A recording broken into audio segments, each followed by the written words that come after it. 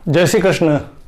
दोस्तों, आज हम बात करेंगे शिवलिंग पर जल क्यों चढ़ाया जाता है, क्यों शिवलिंग पर दूध चढ़ाया जाता है, बेलपत्र, धतूरे, गुड़हल आदि चढ़ाने का क्या कारण है, क्या वैज्ञानिक कारण है, इस पर आज हम चर्चा करेंगे।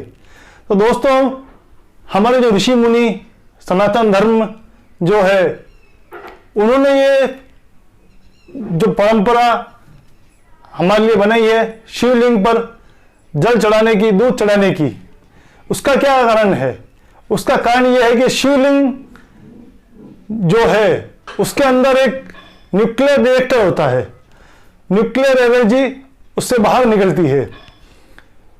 तो शिवलिंग पर जल चढ़ाने से वो न्यूक्लियर जल सोख लेता है। इस कारण वो जो नकारात्मकता बाहर निकलती है, उसका प्रभाव, उस एनर्जी का प्रभाव जल चढ़ाने से कम हो जाता है।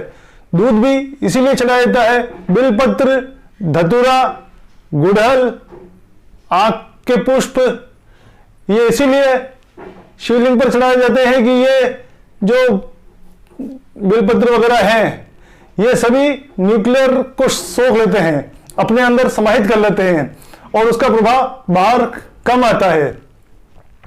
अब हम बात करेंगे कि शिव निर्मल को लांघने से क्या परिणाम होता है।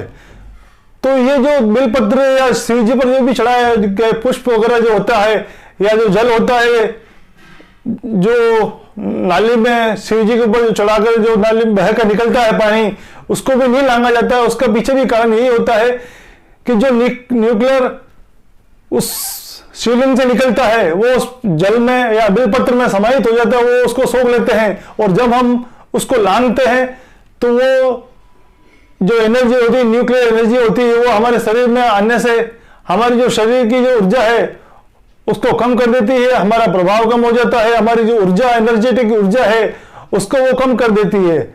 इसी कारण शिव निर्माल्य को लांघा नहीं जाता है। शिवलिंग की जो नालिका होती है उसको नहीं लांघने के पीछे भी यही वैज्ञानिक कारण रहा है।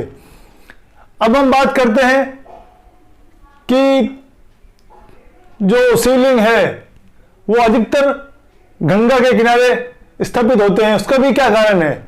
उसका कारण यही रहा है कि शिवलिंग के ऊपर से जो जल प्रवाहित होकर नदी में मिल जाता है, उससे जो भी कीटाणु वगैरह, जीवाणु, विषाणु जो होते हैं, वो उस जल के शिवलिंग पर चढ़ा हुआ होने के कारण वो सारे कीटाणु मर जाते हैं और वो जल शुद्ध हो जाता है, आरोग्य हो जाता है। उसको ग्रहण करने से एक औषधि का काम करता है। इसीलिए गंगा का जो जल है वो इतने लंबे समय तक शुद्ध और पवित्र रहता है। और गंगा में स्नान करने का मुख्य कारण ही यही है कि शिव पर चढ़कर और शिव के से धारण होकर बहती हुई समुद्र तक जाती है। तो शिव जी जो है, शिवलिंग जो है, उसमें इतनी एनर्जी होती है कि वो पूरे वातावरण को प्रभावित कर सकती है। भाभा एटॉमिक जो रिएक्टर है, उसका आकार भी शिवलिंग के समान ही दिया हुआ है। उसका मुख्य कारण यही है कि उसके अंदर एक इस आकार में एक एनर्जी होती है। तो इसी कारण शिव जी पर बिलपत्र, धतूरे, आंख, जल और दूध चढ़ाया जाता है।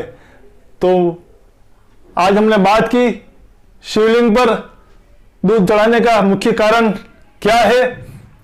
तो मेरा ये वीडियो आपको पसंद आया हो तो इसे लाइक कीजिएगा, सब्सक्राइब कीजिएगा। जय श्री कृष्ण।